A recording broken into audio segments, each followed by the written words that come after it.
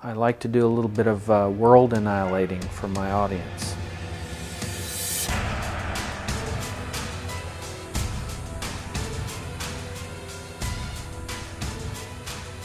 I'm a freelance illustrator, and I produce cover artwork mostly for genre publications, science fiction, fantasy, and horror. I want to create something that's open to interpretation. I think that it invites the audience to participate in the creative process in a way that a more static piece of artwork will not. Controlled accidents are a series of creative messes that I make. It's a set of techniques that give me odd shape and color and texture. Not actual texture, but sort of the illusion of texture on a two-dimensional surface, on a painting surface. I use unorthodox materials instead of brushes to push the paint around. I can start with a dark surface and put light paint on it. I can start with a light surface, put dark paint on it, one way or the other. The controlled accidents are produced by pushing the paint around with tin foil, plastic. I have a acetate cylinder. I use balloons. I've used my vacuum cleaner with the hose on exhaust to push the paint around.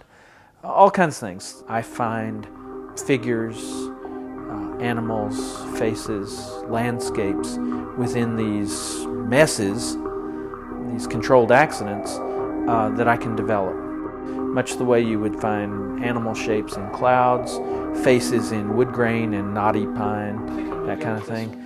Adding highlights and shadow and color. I can separate out forms. I can develop a painting. A painting can emerge from this mess. And I can complete that into a pleasing composition that's a finished painting. Not all of my paintings are controlled accidents, but some are entirely controlled accident. I start the painting and have no idea where it's going to go. Other paintings start with a sketch, and that's my composition, and I'll stick with that sketch. I have to do this for illustration jobs. The art directors want to be able to see what I'm going to be painting. But during the process of painting the piece, based on the sketch, there are aspects that are not developed in the sketch in which I can use the controlled accidents to help me discover shapes, color, textures, sometimes figures. Perhaps there are a couple of things that distinguish me from most of other illustrators. One is my surreal approach to subject matter and technique. The other, I guess, is the controlled accidents, my willingness to make a mess and, in a sense, clean it up into a painting. It was 5 years before I was getting much work at all. It was 10 years before I was getting work consistently. And now that it's been 23 years, I've had good, consistent work for a long time. I've done cover art for books of writing by Stephen King, for the covers of classics like Edgar Allan Poe. I did some work for a hardback edition of 1984, George Orwell. I've done work for writing by F. Paul Wilson, Joe Lansdale. I have been asked numerous times if I do a lot of drugs, if I have a lot of bad dreams, am I really into pain?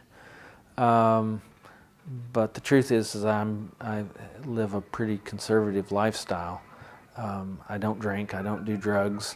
I garden on the weekends with my wife in the backyard. We walk the dogs. I'm the cook here. I cook dinner here almost every night. We don't go out to eat much. I get up at 7 or 8 in the morning and go to bed at 11 or 12 at night. I always wanted to produce art. I never expected to make a living at it. I didn't expect to be a successful adult. I didn't. Up the ramp, through the tunnel, jump up the ramp, over the bridge, jump down, jump over. No, jump over. Good dog.